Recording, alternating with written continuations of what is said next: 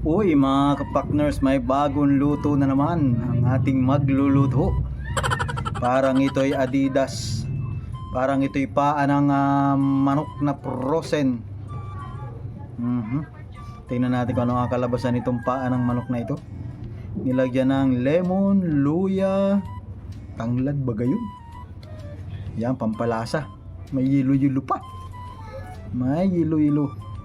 Paborito ko yan, yung paa ng manok, lalo na kapag ilalabon mo tapos lalagyan mo ng crispy fry tapos ipiprito, sarap talaga naman yan nung linamnam. Ay si chef may bagong experiment nilagyan ng hilo parang mabilis lumamig. Tatanggalin na niya yung ihiwalay na niya yung laman. Para nga naman kain ka na lang ng kain. Ibabalot niya sa dahon ng saging, pampabango. I-steam yan, i-steam malamang. Ginawa niya suman, hindi in-steam. Dinikdik na ng dinikdik. Bakit naging chicken breast man niya? Nawala yung nilagyan na huhugisan ng puso. Walang kapurpos-purpos yun.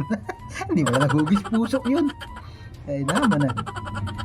Tapos yung chicken breast, i-blender kasama ang bawang. Ayan. Tingnan natin kung ano na naman ang kasarapan na naman kakalabasan nito. Lalagyan niya ng seasoning. Hindi ko alam kung anong tawag dyan. Siguro pampalasa yun.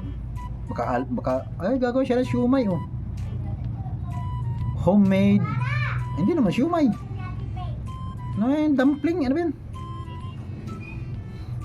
Ewan, basta't parang tingin ko dyan siumay yan. Sili, hinanay, anong tiyaga ng paghanay. Pinapatakan ng mainit na mantika. Ganda no, takuri na yun. Tatlo ang gripo. Sili. Daming sili. Magbi-blender na naman. Talagang puro kahalangan na naman ang gusto nito. Kasi ihalo mo doon sa paa ng manok, sayang. Masarap na sana. Kala ko yung mga katikim na mga Pinoy. Yan na nga, yung paa ng manok paa ng manok na may kaunting sili.